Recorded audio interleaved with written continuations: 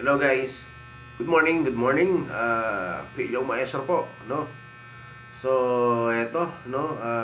We are happy, no, last night, no? Na yun nga, no, finally, no, we grab a victory, no? Over dito sa kapitbahay natin, no? Na ito nga, no, that we have a right now, masasabi nating tampuhan, conflict, no, sa China, no?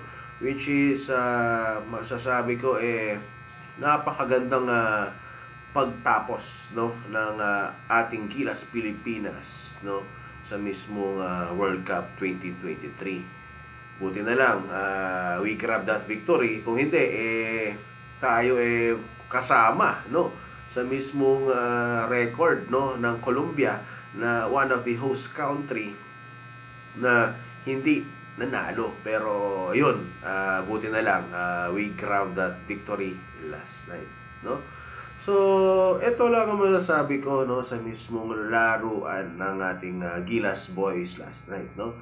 Doon, no, sa mismong first quarter at saka second quarter, nakikita na natin, no, na there is already a chemistry, no? Pero hindi pa ganun ka laki, no, yung porsyento na malaki na yung chemistry. Pero masasabi ko siguro nasa 15-30%, no, na team chemistry ang nabibuild na, kasi doon nakikita na natin, no, nagkakaalaman na together with JC ano yung mga laruan, no, ng mismong bawat isa. Kaya nga ayun, no, nagkakaroon na ng ball rotation. And at the same time, doon nakita ko din, no, yung mismong totoong potential ni Renza Bando at ni Kai. Si Kai naman, nakita ko naman din yung puso, pero kung nagkukulangan ako guys, no, alam ko kayo din, magkukulangan din kayo sa mismong nakita nyo na laruan ni Kai. Kasi hindi pa yun no, yung totoong potential kulang ng aggressiveness, no. Yun yung nakikita ko kay Kai, no? And the rest of the group, well, you did a very good job, no? Kay Coach Chad, sabi ko, tumama ka rin. Oo, did a good job, no? When it comes from the rotation of our players, no? Ayos na ayos yan, yung tamang pahinga kay JC. I agree, no? Tama yung mismong nagawang rotation, no? Kung alam mo, ay nangihinayang lang talaga ako, no? Kung matagal na pumasok si JC sa team, malamang at sa malamang, talaga namang makukuha natin na matalo kahit isa doon sa Italy, Angola, or sa mismong Dominican Republic, or dalawa pa, no? Yun yung masasabi ko, no? O, balik tayo. First quarter, second quarter, dikitan. Medyo nakaka-nervous na part pa to no? Dahil after the first half, lamang ng China ng isa, hindi ako nagkakamali. Now, balik ng third quarter. Eto na, no? Bumulusok na ang ating JC. Ipinakita na bakit siya ay NBA caliber, no? Talaga namang doon pinakita yung talagang flawless na offense, flawless na dribbling, na talaga namang yung mismong bantay na ankle breaker pa, no? Doon si JC sa third quarter, hindi rin ako nagkakamali. He make 24 points, hindi ako nagkakamali. 4 3 points na dire-diretso yan.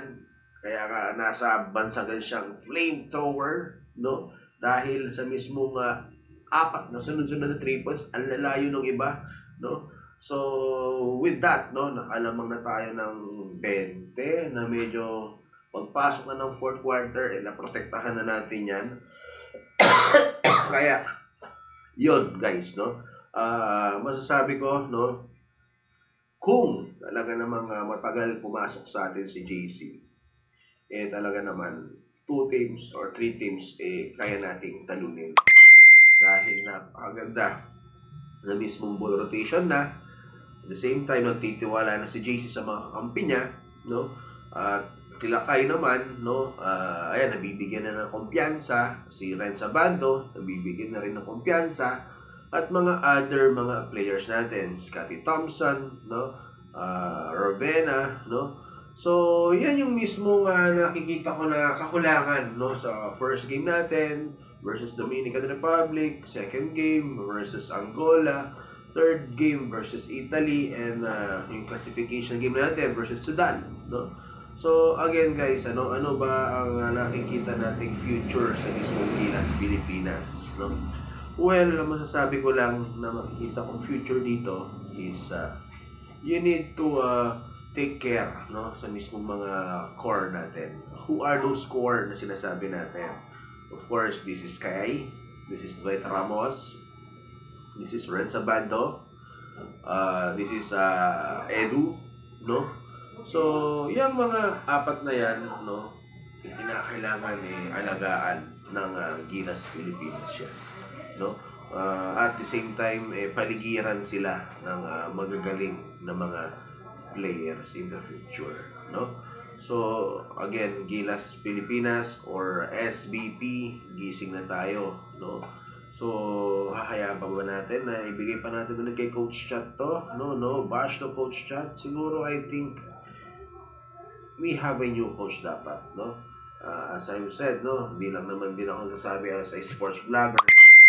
Marami rin nagsasabi, no, na pwede nyo, no, na kumuha kayo ng international coach. If you don't like Tom Baldwin, well, go for international coach na may sapat na experience at makabibigyan yung mismong Gilas boys natin ng tamang sistema na makipag-compete sa international level. Kasi, to tell you, nasubukan na natin ang sariling atin, Pinoy. Well, let's go with the international coach. Yeah, masasabi natin it is expensive, no? Mauubos ang pera o whatsoever. Pero if you think the Philippine basketball, no, kailangan talaga, you need to do that, no? You do that approach or that decision that you need to have a international coach, no? Again, ito lang masasabi ko, I always support Gilas Pilipinas, ano man yung mismong decision ng mismong program. But again, please hear us. Not only me as a sport vlogger nagsasabi niyan, pati mga ordinaryong mga basketballist life dito, no, at pati din yung mga kasamahan natin sports vlogger, yun yung mas sinasabi nila, no? Again, hear us, SBP, hear us. Again, this is your Pino Maestro. Peace.